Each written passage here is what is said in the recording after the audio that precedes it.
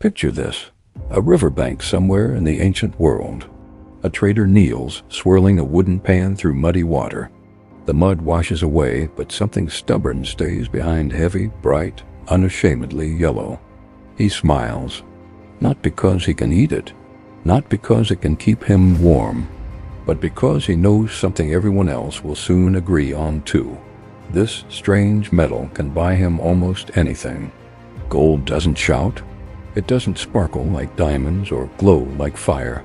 Yet across continents that never spoke to one another, China, Egypt, the Andes, Mesopotamia, humans made the same decision again and again. This is worth everything. Why? To understand why gold became money everywhere, we have to start with a more uncomfortable question. What is money, really? Welcome to Behind the Money. We're here to decode the financial world, revealing the stories, the systems, and the power plays that define our modern era. If you've ever wondered about the real story behind wealth and influence, you're in the right place. Subscribe now, and let's uncover these secrets together. You'll never look at money the same way again. Money is trust, frozen into a thing. It's the promise that what you hold now will still matter tomorrow, and to someone else. Before coins, before paper, before numbers glowing on screens, humans tried everything. Cows, salt, shells, feathers, giant stones that never moved. Some worked for a while. Most failed spectacularly. Cows got sick. Salt dissolved. Shells could be gathered by anyone patient enough. And stones, well, stones were impressive, but try making change for a loaf of bread. Money had enemies from the start: decay, counterfeiting, and human greed. Gold walked into this chaos like it was born for the job. Long before it was money, gold was magic. The earliest humans didn't mine it. They found it lying naked in riverbeds, already metallic, already gleaming. No smelting required. No tools beyond curiosity.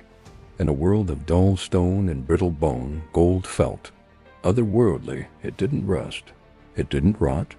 Bury it for 1,000 years, pull it out, and it looked exactly the same. That alone made it suspiciously powerful. Ancient Egyptians noticed this and made gold the flesh of the gods. Pharaohs were buried in it, believing their souls would recognize eternity by its shine. But reverence alone doesn't make money. Plenty of things are sacred. Money has to circulate. It has to survive hands, deals, lies, theft, and time. Gold survived all of it. Here's the first twist. Gold is rare, but not too rare. If gold were as common as iron, it would be useless as money. If it were as rare as diamonds, it would be impossible to use.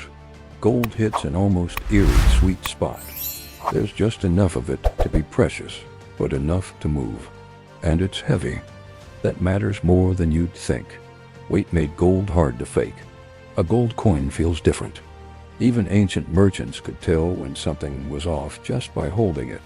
Trust, again pressed into physics. Then there's its personality. Gold is soft. Soft enough to shape, stamp, divide. You can melt it, pour it, hammer it thin enough to float on breath. Try that with gemstones. Try that with iron. Gold doesn't fight you. It cooperates. Civilizations noticed. In Lydia, around 600 BCE, someone had a radical idea. What if we standardized gold and silver into official pieces? Coins weren't just metal, they were authority. A king's face stamped into gold said, "You can trust this because I say so." And people did. But here's the fascinating part. Even when kings fell, gold didn't. Empires collapsed. Borders burned. Languages vanished. Gold just waited. The Roman Empire debased its coins, mixing gold with cheaper metals to stretch supply. People noticed. Confidence cracked. Inflation followed. The lesson was brutal and unforgettable. Lie about gold, and gold will expose you. China learned it differently. Early Chinese economies favored bronze coins, but gold was hoarded, stored, respected. When paper money appeared centuries before Europe, it worked only because it was backed by gold and silver. When backing failed, paper burned, and gold quietly reclaimed its throne. Across the ocean, the Inca loved gold, but didn't use it as money. To them, gold was sacred, not transactional. Then the Spanish arrived. They melted temples, artifacts, gods themselves into bars and coins. Gold crossed the Atlantic, fueling European wars, revolutions, and greed so intense it rewired global history. Gold didn't just follow power, it created it. And yet, gold has no practical use in ancient economies. You can't farm with it. You can't eat it. For most of history, it wasn't even useful for tools. So why did everyone want it? Because gold solved a human problem deeper than hunger. Imagine trying to trade across time. You raise grain, but it spoils. You raise animals, but they die. You build pottery, but it breaks. Gold doesn't forget you. It doesn't age. It waits patiently for the future you believe will come. Gold is optimism hardened. It also travels well. A fortune in gold can be carried by one person. Try doing that with cattle, or grain, or stones the size of cars. This portability made long-distance trade possible. Silk roads, spice routes, ocean crossings, gold moved through all of them like a universal language. You didn't need to speak the same tongue as the merchant across the table. Gold translated for you. And here's another quiet miracle. Gold is chemically boring. It doesn't react. In a universe obsessed with entropy, gold refuses to participate. That refusal built trust. Over time, something strange happened. People stopped asking why gold was valuable and started assuming it always had been.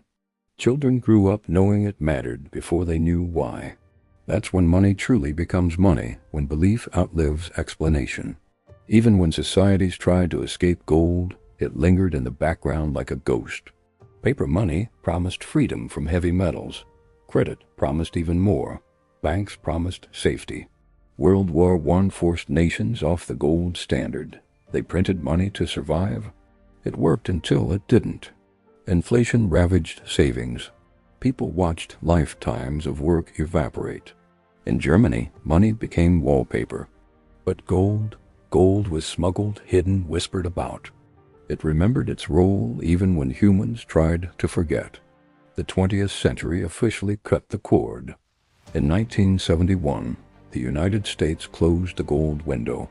Money was no longer redeemable for gold.